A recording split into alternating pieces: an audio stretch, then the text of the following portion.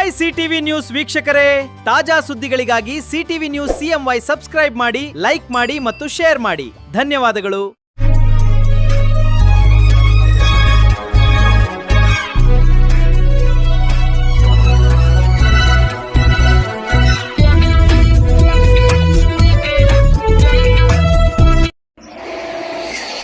ನಮಸ್ಕಾರ, ಸಿಟಿವಿ ನ್ಯೂಸ್ಗೆ ಸ್ವಾಗತ. ಇದೀಗ ಮುಖ್ಯಾಂಶಗಳು. ಚಿಂತಾಮಣಿ ನಗರದಾದ್ಯಂತ ಸುರಕ್ಷಿತ ಹಾಗೂ ತಡೆರಹಿತ ವಿದ್ಯುತ್ ಸರಬರಾಜು ಕಲ್ಪಿಸುವ ನಿಟ್ಟಿನಲ್ಲಿ ಬೆಸ್ಕಾಂ ವತಿಯಿಂದ ಹಮ್ಮಿಕೊಳ್ಳಲಾಗಿರುವ 41.21 ಕೋಟಿ ವೆಚ್ಚದ 11 kV ಓವರ್ ಹೆಡ್ ವಿದ್ಯುತ್ ಮಾರ್ಗಗಳನ್ನು ಭೂಗತ ಕೇಬಲ್ ಮಾರ್ಗವಾಗಿ ಪರಿವರ್ತಿಸುವ ಕಾಮಗಾರಿಗೆ ಶಾಸಕ ಡಾಕ್ಟರ್ MC ಸುಧಾಕರ್ ಅವರು ಮಂಗಳವಾರ ಚಿಂತಾಮಣಿಯಲ್ಲಿ ಚಾಲನೆ ನೀಡಿದರು. ಚಿಂತಾಮಣಿ ನಗರದ ಪ್ರಭಾಕರ್ ಬಡಾವಣೆಯ ಆರ್ಚ್ ಬಳಿ ಬೆಸ್ಕಾಂ ಇಲಾಖೆಯಿಂದ ಹಮ್ಮಿಕೊಂಡಿದ್ದ 41.21 ಕೋಟಿ ವೆಚ್ಚದ 11 kV ಓವರ್ ಹೆಡ್ ವಿದ್ಯುತ್ ಮಾರ್ಗಗಳನ್ನು ಭೂಗತ ಕೇಬಲ್ ಮಾರ್ಗವಾಗಿ ಪರಿವರ್ತಿಸುವ ಕಾಮಗಾರಿಗೆ ಶಾಸಕ ಡಾಕ್ಟರ್ MC ಸುಧಾಕರ್ ರವರು ಪಾಲ್ಗೊಂಡು ಗುದ್ದಲಿ ಪೂಜೆ ನೆರವೇರಿಸುವುದರ ಮೂಲಕ ಕಾಮಗಾರಿಗೆ ಚಾಲನೆ ನೀಡಿದರು. ಈ ವೇಳೆ ಕಾರ್ಯಕ್ರಮವನ್ನು ಉದ್ದೇಶಿಸಿ ಶಾಸಕ ಡಾಕ್ಟರ್ MC ಸುಧಾಕರ್ ರವರು ಮಾತನಾಡಿ, ನಗರ ಬೆಳೆದಂತೆಲ್ಲ ವಿದ್ಯುತ್ ಅಭಿವೃದ್ಧಿ ಹಾಗೂ ಸುರಕ್ಷತೆ ಅತ್ಯಗತ್ಯ. ಈ ಹಿಂದೆ ಓವರ್ ಹೆಡ್ ವೈರ್ಗಳಿಂದ ಸಾರ್ವಜನಿಕರಿಗೆ ಹಾಗೂ ಕಟ್ಟಡ ನಿರ್ಮಾಣ ಕಾರ್ಯಗಳಿಗೆ ಹಲವಾರು ತೊಂದರೆಗಳಾಗುತ್ತಿದ್ದವು. ಈ ಯೋಜನೆಯಿಂದ ನಗರದ ಸೌಂದರ್ಯ ಹೆಚ್ಚುವುದಲ್ಲದೆ ಅಪಘಾತಗಳ ಭಯವಿಲ್ಲದೆ ತಡೆರಹಿತ ವಿದ್ಯುತ್ ಸಿಗಲಿದೆ ಎಂದರು. ಭೂಗತ ಕೇಬಲ್ ಅಳವಡಿಕೆ ವೇಳೆ ಸಾರ್ವಜನಿಕರ ದೂರುಗಳಿಗೆ ತಕ್ಷಣ ಸ್ಪಂದಿಸಿ ಎಲ್ಲೂ ಚರಂಡಿ ಹಾಗೂ ರಸ್ತೆಗಳಿಗೆ ತೊಂದರೆಯಾಗದಂತೆ ವೈಜ್ಞಾನಿಕವಾಗಿ ಕಾಮಗಾರಿ ಪೂರ್ಣಗೊಳಿಸಲು ಅಧಿಕಾರಿಗಳು ಹಾಗೂ ಗುತ್ತಿಗೆದಾರರಿಗೆ ಸೂಚನೆ ನೀಡಿದರು. ಜನರು ನಮ್ಮನ್ನು ಶಾಸಕರಾಗಿ ಆಯ್ಕೆ ಮಾಡಿರುವುದು ಕ್ಷೇತ್ರದ ಅಭಿವೃದ್ಧಿಗೆ ಹಾಗೂ ಅವರ ಸಮಸ್ಯೆಗಳನ್ನು ಈಡೇರಿಸಲು. ಸಾರ್ವಜನಿಕರ ನೆಮ್ಮದಿ ಮತ್ತು ಕ್ಷೇತ್ರದ ಅಭಿವೃದ್ಧಿಯೇ ನಮ್ಮ ಮೊದಲ ಆದ್ಯತೆ ಎಂದು ಅವರು ಹೇಳಿದರು. ನಗರದಲ್ಲಿ ಕಾರು ಹಾಗೂ ದ್ವಿಚಕ್ರ ವಾಹನಗಳ ಪಾರ್ಕಿಂಗ್ ವ್ಯವಸ್ಥೆ, IDSMT ಕಾಂಪ್ಲೆಕ್ಸ್ ವಿನ್ಯಾಸ ಹಾಗೂ ಇತರ ಮೂಲಭೂತ ಸೌಕರ್ಯಗಳಿಗೆ ಅಗತ್ಯವಿರುವ ಹೆಚ್ಚುವರಿ ಅನುದಾನವನ್ನು ಮುನಿಸಿಪಾಲಿಟಿ ಮೂಲಕ ಒದಗಿಸಲಾಗುವುದು.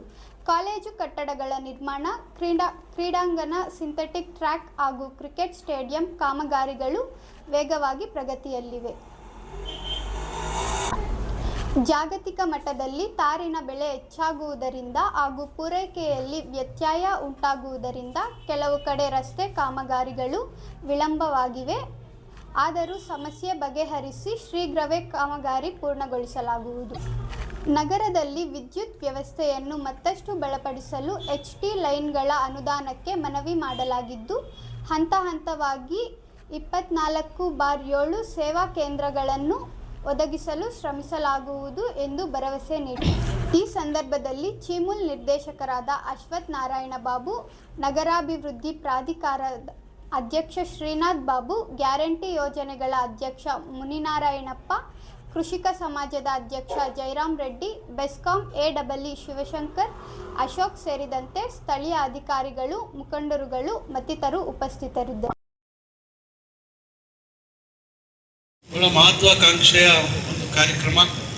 ಈಗಾಗಲೇ ಈ ಕಾರ್ಯಕ್ರಮಕ್ಕೆ ಅಧಿಕೃತವಾಗಿ ಇಂದಿನ ಮುಖ್ಯಮಂತ್ರಿಗಳು ಮಾನ್ಯ ಸಿದ್ದರಾಮಯ್ಯ ಸಾಹೇಬರ ಅಮೃತಾಸ್ತ್ರದಿಂದ ನವೆಂಬರ್ 24ಕ್ಕೆ ಅಂತ ಕಾಣ್ತದೆ, ಶಿಡ್ಲಘಟ್ಟದಲ್ಲಿ ನಡೆದಂಥ ಕಾರ್ಯಕ್ರಮದಲ್ಲಿ ನಾವು ಇದಕ್ಕೆ ಅಧಿಕೃತವಾಗಿ ಶಿಲಾನ್ಯಾಸವನ್ನು ನಾವು ಮಾಡಲಾಗಿದೆ. ಇದು ಕೇವಲ ಅದು ಟೆಂಡರ್ ಪ್ರಕ್ರಿಯೆ ಪ್ರಾರಂಭ ಆಗಿತ್ತು ಆ ಸಂದರ್ಭದಲ್ಲಿ. ಆದರೆ ನಂತರ ಟೆಂಡರ್ ಪ್ರಕ್ರಿಯೆ ಪೂರ್ಣ ಆಗಲಿಲ್ಲ. 2-3 ಸತಿ ಅದು ಡಿಟೆಂಡರ್ ಆಗಿದ್ದ ಕಾರಣದಿಂದ ಇದು ಕಾಮಗಾರಿ ತಡ ಆಯಿತು. ಅದರಿಂದ ಈಗಾಗಲೇ ಇದಕ್ಕೆ ಕಾಮಗಾರಿಗೆ ನಾವು ಅಧಿಕೃತವಾಗಿ ಇಂದಿನ ಮುಖ್ಯಮಂತ್ರಿಗಳಾಗಿರ್ತಕ್ಕಂಥ ಸಿದ್ದರಾಮಯ್ಯ ಸಾಹೇಬರು, ಅಂದಿನ ಉಪಮುಖ್ಯಮಂತ್ರಿಗಳಾಗಿರ್ತಕ್ಕಂಥ DK ಶಿವಕುಮಾರ್ ಅವರು ಮತ್ತು ಎಲ್ಲರ ಸಮ್ಮುಖದಲ್ಲಿ ಅದಕ್ಕೆ ಶಿಲಾನ್ಯಾಸವನ್ನು ಏರ್ಪಡಿಸಲಾಗಿದೆ. ಈಗ ಸರಳವಾಗಿ ಇದು ಕಾಮಗಾರಿ ಪ್ರಾರಂಭ ಮಾಡುವಂಥದ್ದಕ್ಕೆ ಮಾತ್ರ ನಾವು ಇವತ್ತು ಇಲ್ಲಿ ಒಂದು ಕಾರ್ಯಕ್ರಮ ಇಟ್ಕೊಂಡಿದ್ದೀವಿ. ಈ ಕಾರ್ಯಕ್ರಮದ ವೇದಿಕೆಯಲ್ಲಿ ಉಪಸ್ಥಿತರು, ಇದು ಬಹಳ ದಿನಗಳ ಕನಸು. ಕಳೆದ 2004ರಿಂದ 2013ರ ಅವಧಿ ಒಳಗೆ ನಾನು ನಗರದಲ್ಲಿ ಅಭಿವೃದ್ಧಿ ಕೆಲಸಗಳನ್ನು ಪ್ರಾರಂಭ ಮಾಡಿದಂಥ ಸಂದರ್ಭದಲ್ಲಿ ಇಡೀ ಬೆಸ್ಕಾಂನ ವ್ಯಾಪ್ತಿಯಲ್ಲಿ ಪ್ರಪ್ರಥಮವಾಗಿ ಬೆಂಗಳೂರನ್ನು ಹೊರತುಪಡಿಸಿ ಕೇಬಲ್ ಅಳವಡಿಕೆಗೆ ಚಾಲನೆ ಕೊಟ್ಟಿರ್ತಕ್ಕಂಥದ್ದು. ಹಿಂದೆ ಮಣಿವಣ್ಣನ್ ಅಂತಕ್ಕಂಥ IAS ಅಧಿಕಾರಿಗಳು ಇದ್ದಾರೆ. ಇದ್ದಂಥ ಸಂದರ್ಭದಲ್ಲಿ ನಾನು ಅವರಿಗೆ ವಿನಂತಿ ಮಾಡಿ 3 ಕೋಟಿ ರೂಪಾಯಿಯನ್ನು ಚಿಂತಾಮಣಿಯ ನಮ್ಮ ಕೋಲಾರ ವೃತ್ತದಿಂದ ಗಜಾನನ ಸರ್ಕಲ್ವರೆಗೂ ಅಲ್ಲಿವರೆಗೂ ಕೇಬಲ್ ಹಾಕಬೇಕು ಅಂತ ಹೇಳಿ, ಮತ್ತು ಬಹುಶಃ ಇನ್ನು ಮುಂದೇನೋ ತಗೊಂಡು ಹೋಗ್ಬೇಕು ಅಂತ ಹೇಳಿ ಒಂದು ಪ್ರಯತ್ನ ಮಾಡಿದೆ. ನಂತರ ನಾನು ಇದಕ್ಕೆ ಒಂದು ಒಳ್ಳೆ ಆಧುನಿಕ ತಂತ್ರಜ್ಞಾನದ ಸ್ಪರ್ಶ ಆಗಬೇಕು ಅಂತ ಹೇಳಿ ಏನು MG ರಸ್ತೆ ಅಭಿವೃದ್ಧಿಯನ್ನು ನಾವು ತೆಗೆದುಕೊಂಡಿದ್ವಿ. ಸುಮಾರು 15 ಕೋಟಿ ರೂಪಾಯಿಯಲ್ಲಿ MG ರಸ್ತೆ ಪಾದಚಾರಿ ಮಾರ್ಗ ಫುಟ್ಪಾತ್ನ ಅಭಿವೃದ್ಧಿಯನ್ನು ತೆಗೆದುಕೊಂಡಿದ್ವಿ. ಫುಟ್ಪಾತ್ ಹೆಂಗೆ ಅಂದರೆ ಗ್ರನೈಟ್ ಫುಟ್ಪಾತ್ ಆಗಬೇಕು ಅಂತ ಹೇಳಿ ಚೇಳೂರು ಸರ್ಕಲ್ನಿಂದ ಚೇಳೂರು ರಸ್ತೆ ಮತ್ತು ಕೋಲಾರ ಸರ್ಕಲ್ನಿಂದ ಈ ಕಡೆ ಶಿಡ್ಲಘಟ್ಟ ಸರ್ಕಲ್ವರೆಗೂ ಎಲ್ಲೆಲ್ಲಿ ಸಾಧ್ಯ ಆಗುತ್ತೆ ಅಲ್ಲೆಲ್ಲ ಕಾಂಕ್ರೀಟ್ ಇದು ಗ್ರನೈಟ್ ಫುಟ್ಪಾತು, ಗ್ರನೈಟ್ ಕರ್ವ್ ಬಹುಶಃ ಬೇರೆ ಎಲ್ಲೂ ಮಾಡಿರಲಿಲ್ಲ. ನಾನು ಅಂದು ಇದ್ದಂಥ PWD ಸಚಿವರಾಗಿದ್ದಂಥ ಉದಾಸಿ ಅವರನ್ನು ಒಪ್ಪಿಸಿ ಮೊದಲು ಹಾವೇರಿಯಲ್ಲಿ ಮಾಡಿಸುವಂಥದ್ದಕ್ಕೆ ಅವರಿಗೆ ಪುಸಲಾಯಿಸಿ ಅವರು ಹಾವೇರಿಯಲ್ಲಿ ಮಾಡಿದ ಮೇಲೆ ನಂತರ ಚಿಂತಾಮಣಿಗೆ ನಾನು 15 ಕೋಟಿ ರೂಪಾಯಿ ಅವತ್ತು ತಂದುಕೊಂಡಿದ್ದೆ. ಈಗ ಎಲೆಕ್ಟ್ರಿಕ್ ಕಂಬ ಎಲ್ಲಾದರೂ ಹಾಕ್ಕೊಳ್ಳಿ, ರೋಡ್ಗೆ ಹಾಕ್ಕೊಳ್ಳಿ ಬಿಡಿ ಅನ್ನೋ ಪರಿಸ್ಥಿತಿ. ಇವೆಲ್ಲ ಒಂದು ವ್ಯವಸ್ಥಿತವಾಗಿ ಆಗಬೇಕು ಅಂದಾಗ ನಾವು ಯೋಚನೆ ಮಾಡಿದ್ವಿ, ಹೋಗಲಿ ಇದಕ್ಕೆ LT ಲೈನ್ ಕೂಡ ಮುಂದೆ ಇರ್ತಕ್ಕಂಥ ಡ್ರೈನಲ್ಲಿ ಕ್ಲ್ಯಾಂಪಿಂಗ್ ಮಾಡಿಬಿಡೋಣ ಅಂತಕ್ಕಂಥ ಆಲೋಚನೆ ಇಟ್ಕೊಂಡು ಅವತ್ತು ಈ ಕನಸನ್ನು ಕಂಡಿದ್ದೆ. ಆದರೆ 2013ರಲ್ಲಿ ಚುನಾವಣೆ ಸೋತ ಮೇಲೆ ಕೇಬಲ್ ಕೆಲಸ ಅದೇ ರೀತಿ ಉಳಿದೋಯ್ತು. ಫೀಡರ್ ಪಿಲ್ಲರ್ ಬಾಕ್ಸ್ ಅಂತ ಬರ್ತದೆ, ದೊಡ್ಡ ದೊಡ್ಡ ಗಾತ್ರದ್ದು ಈಗಲೂ MG ರೋಡಲ್ಲಿ ಇದೆ. ಅದು ನಾವಾಗ್ಸಿರೋದಲ್ಲ, ಅದರದ್ದು ಕತೆ ಹೇಳ್ತೀನಿ ನಾನು. ಏನೇನು ಆಗಿದೆ ಅದಾದ ನಂತರ ಅನ್ನೋಂಥದ್ದು ಕತೆ ಎಲ್ಲರಿಗೂ ಗೊತ್ತಿರಬೇಕು. ನಾವು ಹಾಕಿರೋಂಥ ಕೇಬಲ್ಲು ಆ ಡಕ್ಟಿಂದ ಆಚೆ ಕೇಬಲ್ ಬಿಟ್ಟಿದ್ರು, ಆದರೆ ಅದನ್ನು ಮುಂದೆ ತೆಗೆದುಕೊಳ್ಳುವಂಥದ್ದಕ್ಕೆ ಯಾರಿಗೂ ಶ್ರದ್ಧೆ ಇರಲಿಲ್ಲ. ಬದಲಾದಂಥ ವ್ಯವಸ್ಥೆಯಲ್ಲಿ ಅವರಿಗೆ ಅದ್ರ ಬಗ್ಗೆ ಅರಿವಿರಲಿಲ್ಲ. ಅರಿವಿಲ್ಲದೆ ಅಂದಂಥ ಸಂದರ್ಭದಲ್ಲಿ ಅದನ್ನು ಕಸದ ತೊಟ್ಟಿಯಾಗಿ ಮಾಡಿಕೊಂಡು ಭಾಳಷ್ಟು ಜನ ಅದರಲ್ಲಿ ಕಸ ಹಾಕ್ಬಿಟ್ಟು, ಇನ್ನು ಕೆಲವರು ಅದಕ್ಕೆ ಖುಷಿ, ಅವರಿಗೆ ಬೆಂಕಿ ನೋಡಿದಾಗ ಖುಷಿ ಆಗುತ್ತೆ ಕೆಲವರಿಗೆ, ಅದಕ್ಕೆ ಬೆಂಕಿ ಹಾಕ್ಬಿಟ್ಟು ಆ ಕೇಬಲ್ಲು ಹಾನಿ ಆಗುವಂಥ ಕೆಲಸ ಆಯಿತು. ಅಧಿಕಾರಿಗಳು ಆವತ್ತು ಇದ್ದಂಥ ಅಧಿಕಾರಿಗಳು ಇದು ಪೂರ್ಣ ಆಗಬೇಕು, ಕೋಟ್ಯಾಂತರ ರೂಪಾಯಿ ಸರ್ಕಾರ ಖರ್ಚು ಮಾಡಿದೆ ಅನ್ನುವಂಥ ಪರಿಜ್ಞಾನ ಇವತ್ತಿನ ಅಧಿಕಾರಿಗಳಿಗೆ ಇರಲಿಲ್ಲ ಅಂತ ನಾನು ಭಾವಿಸ್ತೇನೆ. ಅವ್ರೇನು ಮಾಡಿದ್ರು, ಕಾಂಟ್ರಾಕ್ಟ್ರು ಸಪ್ಲೈ ಆಯಿತು, ಕೇಬಲ್ ಸಪ್ಲೈ ಆಯಿತು, ಅವ್ರು ಬಿಲ್ ಮಾಡಿಕೊಂಡು ಅದಕ್ಕೆ ಫೀಡರ್ ಪಿಲ್ಲರ್ ಬಾಕ್ಸ್ ಫಿಟ್ ಮಾಡಿಬಿಟ್ಟು ಕರೆಂಟ್ ಅದಕ್ಕೆ ಚಾಲನೆ ಮಾಡಬೇಕಿತ್ತು. ಫೀಡರ್ ಪಿಲ್ಲರ್ ಬಾಕ್ಸು ನಾನು ಅಂಗಡಿಗಳ ಮುಂದೆ ಹೋಗಿ 2 ಅಂಗಡಿ ಮಧ್ಯದಲ್ಲಿ ಏನು ಗೋಡೆ ಬರುತ್ತೆ ಅಲ್ಲಿಗೆ ಹಾಕ್ತೀವಿ, ಯಾವುದು ಅಂಗಡಿಗೆ ನಿಮ್ಗೆ ಅಡ್ಡ ಆಗಲ್ಲ ಅಂತ ಹೇಳಿ ನಾನು ಅಲ್ಲಿ ಸಂಸಟ್ಟಹಳ್ಳಿ ಹತ್ರ, ಆ ಕಡೆ ಚೌಡಟ್ಪಾಳ್ಯದ ಹತ್ರ ರೋಡಲ್ಲಿ ನಾನು ಅಲ್ಲಿ ಇರುವಂಥ ವ್ಯಾಪಾರಸ್ಥರು ಕೂಡ ಮಾತಾಡಿ ಹೇಳಿದ್ದೆ. ಈಗ ಫೀಡರ್ ಪಿಲ್ಲರ್ ಬಾಕ್ಸ್ ಭಾಳ ಸಣ್ಣದು ಬಂದಿದೆ, ಇವತ್ತು ನಮ್ಮ ಲೇಔಟಲ್ಲಿ ಹಾಕಿದ್ದೀವಿ. ಇವತ್ತು ಜೀನ್ ಮ್ಯೂಲರ್ ಅಂತೇಳಿ ಒಂದು ಕಂಪ್ನಿದು ಭಾಳ ಕಾಂಪ್ಯಾಕ್ಟ್ ಆಗಿದೆ, ಸುಮಾರು 12-16 ಕನೆಕ್ಷನ್ ತೊಗೋಬೋದು ಒಂದು ಫೀಡರ್ ಪಿಲ್ಲರ್ ಬಾಕ್ಸಲ್ಲಿ. ಈಗ ಬೆಂಗಳೂರಿನಲ್ಲಿ ಎಲ್ಲ ಕಡೆ ಬೆಸ್ಕಾಂನವ್ರು ಎಲ್ಲ ಕಡೆ ಬಳಸಿದ್ದಾರೆ, ನಾವು ನಮ್ಮ ಲೇಔಟಲ್ಲಿ ಅದನ್ನು ಬಳಸಿದ್ದೀವಿ. ಕೇಬಲ್ ಸುಟ್ಟೋಯ್ತು ಅಂತೇಳಿ ಆ ಕೇಬಲ್ ಸುತ್ತಿಟ್ಕೊಂಡು ಎಲ್ಲಿಟ್ಟಿದ್ದಾರೋ ಗೊತ್ತಿಲ್ಲ. ಸ್ಟೋರಲ್ಲಿ ಭದ್ರವಾಗಿ ಮರಿಗಿರಿ ಆಗಿದೆಯಾ? ದುಡ್ಡು ಯಾರ್ದು? ಸರ್ಕಾರದ ದುಡ್ಡು ಹೋಯ್ತು. ಇದ್ರ ಬಗ್ಗೆ ಯಾರು ಗಮನ ಕೊಡಲಿಲ್ಲ. ಎಷ್ಟು ಬುದ್ಧಿವಂತರು ನಮ್ಮ ಬೆಸ್ಕಾಂ ಇಲಾಖೆ ಅಧಿಕಾರಿಗಳು, ನಾನು ಹೇಳಲೇಬೇಕಾಗುತ್ತೆ. ನ್ಯಾಷನಲ್ ಹೈವೇ ಅವರು ಕೇಬಲ್ ಹಾಕಬೇಕು ಅಂತ ಬಂದರು. ಅವ್ರಿಗೆ ಹೇಳ್ಬೋದಾಗಿತ್ತು, ಆಲ್ರೆಡಿ ಇಲ್ಲಿ ಡಕ್ಟಿಂಗ್ ಇದೆ, ಕೇಬಲ್ ಇದೆ, ನೀವು ಇಲ್ಲಿ ಮಾಡಬೇಕಾಗಿಲ್ಲ. ಅವ್ರಿಗೊಂದು ಎಸ್ಟಿಮೇಟ್ ಮಾಡಿಕೊಂಡ್ರು. ಯಾಕಂದರೆ ಎಸ್ಟಿಮೇಟ್ ಮಾಡಿದ್ರೆ ಇವ್ರಿಗೆ ದುಡ್ಡು ಸಿಗುತ್ತೆ ಡಿಪಾರ್ಟ್ಮೆಂಟ್ ಅಲ್ವಾ? ಎಸ್ಟಿಮೇಟ್ ಮಾಡಿದ್ರೆ ಇವ್ರಿಗೆ ಡಿಪಾರ್ಟ್ಮೆಂಟ್ಗೆ ದುಡ್ಡು ಸಿಗ್ತದೆ. ಆ ಎಸ್ಟಿಮೇಟ್ ಮಾಡಿದ್ರು ನ್ಯಾಷನಲ್ ಹೈವೇ ಅವರು. ಎಸ್ಟಿಮೇಟ್ ಮಾಡಿಬಿಟ್ಟು ರೋಡ್ ಬದಿಯಲ್ಲಿ ಫುಟ್ಪಾತ್ ಏನು ನಮ್ದು ಕರ್ವ್ ಹಾಕಿದ್ವಿ, ಹಿಂಗೆ ಗಡಿ ಕರ್ವ್ ರೋಡ್ದು, ಆ ಕ್ಯಾರೇಜ್ ವೇ ಏನಂತ ಹೇಳ್ತೀವಿ ನಾವು, ಅದ್ರ ಕರ್ಬಲ್ಲಿ ಅಲ್ಲೇ ಅಗದ್ಬಿಟ್ಟು ಮತ್ತೆ ಕೇಬಲ್ ಹಾಕ್ತಾರೆ. ಏನು ರಾಜಣ್ಣ ಸತ್ಯ ಯಾವುದೋ ಅಲ್ಲ ಹೇಳ್ತಾರಲ್ಲ ನಾನು. ಯಾಕಂದ್ರೆ ಹಾಕ್ಬಿಟ್ಟು ಆ ಫೀಡರ್ ಪಿಲ್ಲರ್ ಬಾಕ್ಸ್ನ ಎತ್ಕೊಂಡ್ಬಂದು ರೋಡ್ಗೆ ಅಡ್ಡ ಇಟ್ಟಿದ್ದಾರೆ. ಎಲ್ಲಿ ನಾಳೆ ಯಾವುದಾದ್ರೂ ಗಾಡಿ ಹಿಂಗೆ ಬಂದು ಹಿಂಗೆ ಕುಂತಿದ್ರೆ ಏನಾಗಬೇಕು ಪರಿಸ್ಥಿತಿ. ನಾನು ಸೋತಿದ್ರು ಸಹ ಇದನ್ನ ನೋಡಿ ನನಗೆ ತಡ್ಕೊಳಕ್ಕಾಗಲಿಲ್ಲ. ಮಾಹಿತಿ ಕೇಳಿದೆ. ಆಮೇಲೆ ಹೇಳಿದೆ, ಇದು ಏನಾದರೂ ಈ ಥರ ಯಾರಾದರೂ ವಾಹನ ಬಂದು ಮುದ್ಬಿಟ್ರೆ ಒಂದು ಫೀಡರ್ ಪಿಲ್ಲರ್ ಬಾಕ್ಸ್ಗೆ ಆಗುವಂಥ ನಷ್ಟಕ್ಕೆ, ಪ್ರಾಣಹಾನಿಗೆ ಯಾರು ಜವಾಬ್ದಾರಿ ಅಂದರೆ ಏನಿಲ್ಲ, ಅದು ಬಿದ್ದ ತಕ್ಷಣ ಬ್ರೇಕ್ ಡೌನ್ ಆಗ್ಬಿಡುತ್ತೆ, ಕರೆಂಟ್ ಬರಲ್ಲ ಅಂತ ಹೇಳಿ. ಅಂದ್ರೆ ಇವತ್ತಿಗೆ ಅದು ಕೂಡ ಚಾಲು ಆಗಿದೆ. ಇವತ್ತಿಗೆ ಹಾಕಿರುವಂತ ನ್ಯಾಷನಲ್ ಹೈವೇ ಅವರು ಹಾಕಿರುವಂತ ಕೇಬಲ್ ಇವತ್ತು ಅದು ಚಾರ್ಜ್ ಆಗಿಲ್ಲ. ಆಗಿದೆಯಾ? ಯಾರಾದ್ರೂ ಗಮನಿಸಿದ್ದೀರಾ? ಆಗಿಲ್ಲ, ಇವತ್ತಿಗೂ ಆಗಿಲ್ಲ. ಫೀಡರ್ ಪಿಲ್ಲರ್ ಬಾಕ್ಸ್ ಹಾಕ್ಬೇಕು ಅಂತ ಬಂದ್ರು.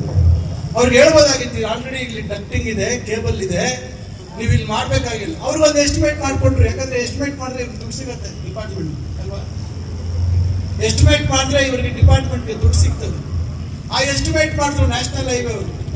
ಎಸ್ಟಿಮೇಟ್ ಮಾಡಿಬಿಟ್ಟು ರೋಡ್ ಬದಿಯಲ್ಲಿ ಫುಟ್ಪಾತ್ ಏನು ನಮ್ದು ಕರ್ಬ್ ಹಾಕಿದ್ವಿ, ಹಿಂಗೆ ಗಡಿ ಕರ್ಬ್ ರೋಡ್ದು, ಆ ಕ್ಯಾರೇಜ್ ವೇ ಏನಂತ ಹೇಳ್ತೀವಿ ನಾವು, ಅದ್ರ ಕರ್ಬಲ್ಲಿ ಅಲ್ಲಿ ಅಗದ್ಬಿಟ್ಟು ಮತ್ತೆ ಕೇಬಲ್ ಹಾಕ್ತಾರೆ. ಏನ್ ರಾಜಣ್ಣ ಸತ್ಯ ಹೌದಲ್ಲ ಹೇಳ್ತಾರಲ್ಲ?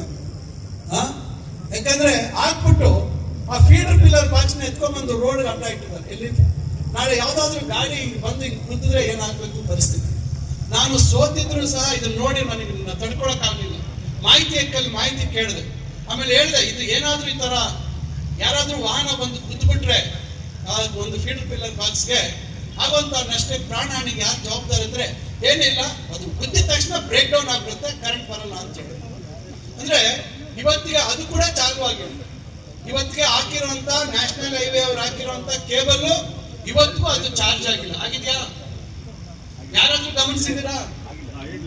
ಆಗಿಲ್ಲ, ಇವತ್ತಿಗೂ ಆಗಿಲ್ಲ. ಫೀಡರ್ ಪಿಲ್ಲರ್ ಬಾಕ್ಸ್ ಡೋರ್ಗಳು ಕಿತ್ತೋಗಿದೆ, ಅದು ಹಿಂದೆ ಮುಂಡಿಗಳಿಗೆಲ್ಲ ಯಾರೋ ಅವರು ಇವರು ಅಲ್ಲಾಡಿಸಿ ಬಿಟ್ಟು ಹೋಗಿದ್ರು. ಅಂದ್ರೆ ಎಷ್ಟು ಯಾವ ರೀತಿ ವ್ಯವಸ್ಥೆ ಇವೆಲ್ಲ ಗಮನಿಸದೇ ಇದ್ದ ಸಂದರ್ಭದಲ್ಲಿ ಏನು ಆಗ್ಬೋದು ಅನ್ನೋದನ್ನ ನಾನು ನಿಮ್ಮ ಮುಂದೆ ಹೇಳ್ತಾ ಇದ್ದೀನಿ. ನಾನು ಯಾರನ್ನೇ ಟೀಕೆ ಮಾಡ್ಬೇಕು ಅಂತಲ್ಲ, ಯಾವ ರೀತಿ ಒಂದು ಆಡಳಿತ ನಡೆಸುವಂತವರ ಗಮನ ಈ ಕಡೆ ಇಲ್ಲದೆ ಇದ್ರೆ, ಜವಾಬ್ದಾರಿಯ ಹೊತ್ಕೊಂಡವರ ಗಮನ ಈ ಕಡೆ ಇಲ್ಲದೆ ಇದ್ರೆ ಏನು ಆಗತ್ತೆ ಅನ್ನೋದನ್ನ ನಾನು ನಿಮ್ಗೆ ಇಲ್ಲಿ ಹೇಳಕ್ ಬಯಸ್ತಾ ಇದ್ದೇನೆ. ಅದರಿಂದ ಅವತ್ತಿನಿಂದ ನನಗಿತ್ತು ಇದೇನಾದ್ರೂ ಮಾಡ್ಬೇಕು ಅಂತ ಹೇಳಿ ನಾನು ಹೇಳಿದೆ. ಶಿವಶಂಕರ್ ಅವ್ರಿಗೆ, ಶ್ರೀನಾಥ್ ಅವ್ರಿಗೆ ಹೇಳಿದೆ, ನೀವು ಎಸ್ಟಿಮೇಟ್ ಮಾಡಿ, ನಾನು ಜಾರ್ಜ್ ಸಾಹೇಬ್ರ ಹತ್ರ ಮಾತಾಡ್ತೀನಿ, ಏನಾದ್ರೂ ಮಾಡಿ ಆ ಹಿಂದಿನ ಕನಸು ನನಸಾಗ್ಬೇಕು. ಈ ಓವರ್ ಹೆಡ್ ಲೈನ್ಸ್, ದೊಡ್ಡ ದೊಡ್ಡ ಸ್ಪನ್ ಪೋಲ್ಸ್ ಇವೆಲ್ಲ ಹೋಗ್ಬೇಕು, ಆದಷ್ಟು ಒಂದು ರೀತಿ ಬದಲಾವಣೆ ಆಗ್ಬೇಕು ನಮ್ಮ ಟೌನ್ ಅಲ್ಲಿ ಅಂತ ಹೇಳಿ ನಾನು ಒಂದು ಎಸ್ಟಿಮೇಟ್ ರೆಡಿ ಮಾಡಿದಾಗ ಅವರು 1 ಕೋಟಿ 118-19 ಕೋಟಿಗೆ 116 ಕೋಟಿಗೆ ಮಾಡಿದ್ರು. ಏನು HT ಲೈನು ಮತ್ತೆ LT ಲೈನ್ ಕೂಡ. LT ಲೈನ್ ಅಂದ್ರೆ ಅಂಡರ್ಗ್ರೌಂಡ್ ಆಗೋದಿಲ್ಲ. LT ಲೈನು ನಾವು ಏರಿಯಲ್ ಬಂಚ್, ಹಿಂದೆ ನಾನು MG ರೋಡ್ ಅಗಲ ಮಾಡುವಂತ ಸಂದರ್ಭದಲ್ಲಿ ಇಡೀ ಈ ಒಂದು 2 ಜಿಲ್ಲೆಯಲ್ಲಿ ಪ್ರಪ್ರಥಮ ಬಾರಿ ಆ ಸಂದರ್ಭದಲ್ಲಿ ನಾನು ಅಲ್ಲಿ ಏರಿಯಲ್ ಬಂಚ್ ಕೇಬಲ್ ಹಾಕ್ಸಿದ್ದೆ. ನಾನು ಏನು ಟ್ವಿಸ್ಟ್ ಆಗಿರುವಂತ ಕೇಬಲ್ ನೀವು ನೋಡಿರ್ತೇವೆ, ವೈರ್ ಇರಲ್ಲ, ಕೇಬಲ್ ಇರ್ತದೆ. ಅದನ್ನ ಆ ಕಾಲದಲ್ಲೇ ನಾನು 2005-6 ಹಾಕ್ಸಿರೋದು. ಅವತ್ತು ಶಿವಮೊಗ್ಗ ಬಿಟ್ರೆ ಬೇರೆ ಎಲ್ಲೂ ಇರ್ಲಿಲ್ಲ ಅಂತ ಹೇಳ್ತಾ ಇದ್ದಾರೆ ಅಶೋಕ್. ಇವೆಲ್ಲ ನಾವು ಮುಂದಾಲೋಚನೆ ಇಟ್ಕೊಂಡು ಮಾಡಿರುವಂತ, ಇವೆಲ್ಲ ನಾವು ಇಟ್ಕೊಂಡು ಆಗ ಮಾಡಿರುವಂತದ್ದು. ಅದನ್ನ ಈಗ ಮತ್ತೆ ಅದನ್ನ ಮಾಡ್ಬೇಕು ಅಂತ ಹೇಳಿದಾಗ ನನಗೆ ಹೇಳಿದ್ರು, ಒಂದೇ ಸತಿ ಅಷ್ಟು ಬೇಡ, ಈಗ ನಾವು ಫಸ್ಟ್ HT ಲೈನ್ ಕೊಡ್ತೀವಿ, ಆಮೇಲೆ ಅಂಡರ್ಗ್ರೌಂಡ್ ಕೇಬಲ್ಗೆ ಹಣ ಕೊಡ್ತೀವಿ ಅಂತ ಹೇಳಿ ಪಾಪ ಅವರು ಜಾರ್ಜ್ ಸಾಹೇಬ್ರು ಬೋರ್ಡ್ ಮೀಟಿಂಗ್ ಅಲ್ಲಿ ಇಟ್ಟು ಅದನ್ನು ಪಾಸ್ ಮಾಡಿ ನಮಗೆ ಅವಕಾಶ ಮಾಡಿಕೊಟ್ರು. ಈಗ ಸುಮಾರು 41-42 ಕೋಟಿ GST ಸೇರಿ, ಗೊತ್ತಿದೆ ನಿಮಗೆ 18% GST ಹೋಗುತ್ತೆ ಇವತ್ತು. ಅದರಿಂದ ಈಗ ಇದು ಟೆಂಡರ್ ಆಗಿ ಇವತ್ತು ಸುಮಾರು 8 ತಿಂಗಳು ಇದು ಟೆಂಡರ್ ಪ್ರಕ್ರಿಯೆ ನಡೀತು. ಇವತ್ತು ಈಗ ಕಾಮಗಾರಿಗೆ ನಾವು ಇಲ್ಲಿ ಚಾಲನೆ ಮಾಡ್ತಾ ಇದ್ದೀವಿ. ಈ ಕಾಮಗಾರಿ ಆಗತ್ತೆ ಅನ್ನೋ ಕಾರಣದಿಂದನೇ ಏನು ಇಲ್ಲಿ ಈ ರಸ್ತೆ ಅಭಿವೃದ್ಧಿ ಇತ್ತು, ಫುಟ್ಪಾತ್ ಅಭಿವೃದ್ಧಿ ಇತ್ತು, ಅದನ್ನ ವಿಳಂಬ ಮಾಡಿರುವಂತದ್ದಕ್ಕೂ ಅದೇ ಕಾರಣ. ಬಹಳಷ್ಟು ಜನ ಏನಿದು ಕರ್ಬ್ ಹಾಕಿ ಬಿಟ್ಬಿಟ್ಟಿದ್ದಾರೆ, ಏನು ಮುಂದೆ ಮಾಡಲಿಲ್ಲ ಅಂತ ಹೇಳಿ. ಈಗ ಇವರು ಮತ್ತೆ ಇಲ್ಲಿ ಡ್ರಿಲ್ಲಿಂಗ್ ಮಾಡಿದಾಗ ಅಲ್ಲೆಲ್ಲ ಇದಾಗತ್ತೆ, ಮತ್ತೆ ಅದಕ್ಕೊಂದು ತೊಂದರೆ ಆಗುತ್ತೆ ಬೇಡ ಅನ್ನೋ ಕಾರಣಕ್ಕೋಸ್ಕರ ಬೇಗ ಇದು ಇವತ್ತಾಗುತ್ತೆ ನಾಳೆ ಆಗುತ್ತೆ ಅಂತ. ಯಾಕಂದ್ರೆ ಇದೀಗ ನಾವು ಸುಮಾರು 1.5-2 ತಿಂಗಳಿಂದ ಈ ಕೇಬಲ್ ಟೆಸ್ಟಿಂಗ್ ಆಗಬೇಕು. ಕೇಬಲ್ ಟೆಸ್ಟಿಂಗ್ ಆಗಿ ಕೇಬಲ್ ಅವರು ಸರ್ಟಿಫಿಕೇಶನ್ ಕೊಡಬೇಕು, ಈ ಕೇಬಲ್ ಹಾಕ್ಬೋದು ಇವರು ಅಂತ ಹೇಳಿ. ಇವೆಲ್ಲ ಪ್ರಕ್ರಿಯೆಗಳು ಲೇಟ್ ಆಯ್ತು. ಇವೆಲ್ಲ ಪ್ರಕ್ರಿಯೆಗಳ ಲೇಟ್ ಆದ ಜಾರ್ಜ್ ಸಾಹೇಬ್ರಲ್ಲಿ ವಿನಂತಿ ಮಾಡಿಕೊಂಡು ಇಲ್ಲ LT ಲೈನ್ ತಾವು ಅನುದಾನ ಬಿಡುಗಡೆ ಮಾಡಿ ಅಂತಕ್ಕಂಥ ಮನವಿಯನ್ನ ಮಾಡ್ತೇನೆ. ಯಾಕಂದ್ರೆ ಅವ್ರು ಹಂತವಾಗಿ ಮಾಡಿಕೊಡ್ತೀವಿ ಅಂತಕ್ಕಂಥ ಭರವಸೆನ ಕೊಟ್ಟಿದ್ರಿಂದ ಮತ್ತೆ ಇದರ ಪ್ರಯತ್ನವನ್ನ ನಾನು ಮುಂದುವರಿಸುವಂತ ಕೆಲಸವನ್ನ ಮಾಡ್ತೀನಿ ಅಂತಕ್ಕಂಥ ಮಾತು ಹೇಳ್ತಾ ಇದ್ದೀನಿ. ಈಗೇನು 24/7 ಸರ್ವಿಸ್ ಸ್ಟೇಷನ್ ಆಗ್ಬೇಕು ಅಂತಕ್ಕಂಥ ಬೇಡಿಕೆ ಇದೆ. ಯಾಕಂದ್ರೆ ಅಲ್ಲಿ ನಮ್ಮ ಶಿಡ್ಲಘಟ್ಟದವರು ಸತೀಶ್ ಅಂತ ಹೇಳಿ ಜಾರ್ಜ್ ಸಾಹೇಬ್ರು ಪ್ರೈವೇಟ್ ಸೆಕ್ರೆಟರಿ ಇದ್ದಾರೆ. ಅವರು ನಮ್ದು ಚಿಂತಾಮಣಿ ಅಂತ ಏನಾದ್ರು ಹೋದ್ರು ತಕ್ಷಣ ಅವರು ಅದನ್ನ ಮಂಜೂರು ಮಾಡುವಂಥದ್ದು ಮಾಡ್ತಾ ಇದ್ದಾರೆ. ಈಗ ಕ್ವಾರ್ಟರ್ಸ್ ಈಗಾಗಲೇ ಏನು ಹೇಳಿದ್ರು ಶಿವಶಂಕರ್, ಈಗಾಗಲೇ ಇನ್ನು ಹೆಚ್ಚುವರಿ ಕ್ವಾರ್ಟರ್ಸ್ ನಾನು ಅವ್ರಿಗೆ ಬೇಡಿಕೆ ಇಟ್ಟಿದ್ದೀನಿ, ಪತ್ರ ಕೊಟ್ಟು ಹೇಳಿದ್ದೇನೆ, ಮಾಡ್ಕೊಡ್ತೀವಿ ಅಂತಕ್ಕಂಥದ್ದು ಆದ್ಯತೆ ಮೇಲೆ ಮಾಡ್ಕೊಡ್ತೀವಿ ಅಂತ ಹೇಳಿದ್ದಾರೆ. ಈಗ ಹೆಚ್ಚುವರಿ ಸ್ಟೇಷನ್, ಈಗ ಉದಾಹರಣೆಗೆ ನಾವು ಇಲ್ಲಿಂದ ಕೈವಾರ ಫೀಡರ್ ಅಂತ ಹೇಳ್ಬಿಟ್ಟು ಈ ಕಡೆಯಿಂದ ಹೋಗುತ್ತೆ ಲೈನ್, ಈಗ ನಾವು ಈಗಾಗಲೇ ಮೈಲಾಪುರದ ಹತ್ರ ನಾವು ಜಾಗ ಕೊಟ್ಟಿದ್ದೀವಿ, ಮತ್ತೆ ಇನ್ನು ಸುಮಾರು 6 ಸ್ಟೇಷನ್ಗಳು ಮಾಡುವಂಥದ್ದಕ್ಕೆ ಜಾಗ ಕೊಡಿಸಿದ್ದೀವಿ. ಚಾಂಡ್ರಳ್ಳಿ ಹತ್ರ ಜಾಗ ಕೊಡಿಸಿದ್ದೀವಿ, ನಮ್ಮ ಸೀಕಲ್ ಹತ್ರ ಅಲ್ಲಿ ನಾವು ಗಣಾಸ್ಥಳಿ ಹತ್ರ ಅಲ್ಲಿ ಜಾಗ ಕೊಡಿಸಿದ್ದೀವಿ. ಈ ಥರ ಸುಮಾರು 6 ಸ್ಟೇಷನ್ಗಳಿಗೆ ಜಾಗ ಕೊಡಿಸುವಂಥದ್ದಾಗಿದೆ. ಮತ್ತು ಹೊಸ ಸ್ಟೇಷನ್ಗಳಿಗೆ ಈಗಾಗಲೇ ಅಂದಾಜನ್ನು ತಯಾರು ಮಾಡ್ತಾ ಇದ್ದಾರೆ. ಕೆಲವೊಂದೆರಡು ಸ್ಟೇಷನ್ ತಯಾರು ಮಾಡಿದ್ದೀವಿ ಅಂತ ನಾನು ಹೇಳಿದ್ರು, ಎಸ್ಟಿಮೇಟ್ ಮಾಡಿದ್ದೀವಿ ಅಂತ ಹೇಳಿದ್ರು. ಈ ರೀತಿ ಒಂದು ವಿದ್ಯುತ್ ಸರಬರಾಜಿನಲ್ಲಿ ಒಂದು ಸುಧಾರಣೆ ತರುವಂತ ಒಂದು ಪ್ರಯತ್ನವನ್ನು ಸಹ ಮಾಡುವಂಥದ್ದಕ್ಕೂ ಗಮನ ಕೊಡ್ತಾ ಇದ್ದೀವಿ. ಯಾಕಂದ್ರೆ ಬಹಳಷ್ಟು ಜನಕ್ಕೆ ಗೊತ್ತಾಗೋದಿಲ್ಲ ಇದೆಲ್ಲ ಏನಾಗ್ತಾ ಇದೆ, ಯಾವ್ದಷ್ಟು ಕಡೆ ಆಗ್ತಾ ಇದೆಯಾ, ನಮ್ದೇನು ನಮ್ಮ ಪಾತ್ರ ಇದೆ ಇಲ್ವಾ, ನಮ್ಮ ಶ್ರಮ ಏನಿದೆ, ಯಾವುದು ಬಹಳಷ್ಟು ಜನಕ್ಕೆ ಗೊತ್ತಾಗುತ್ತೆ. ಯಾಕಂದ್ರೆ ಅದಷ್ಟು ಕಡೆ ಆಗ್ಬಿಡುತ್ತೆ ಬಿಡು ಅನ್ಕೊಂಡು. ಪ್ರತಿನಿತ್ಯದ ಸ್ಥಳೀಯ ಸುದ್ದಿಗಳ ವೀಕ್ಷಣೆಗಾಗಿ ಸಿಟಿವಿ ನ್ಯೂಸ್ಗೆ ಸಬ್ಸ್ಕ್ರೈಬ್ ಆಗಿ. ವಂದನೆಗಳೊಂದಿಗೆ ಅಶ್ವಿನಿ.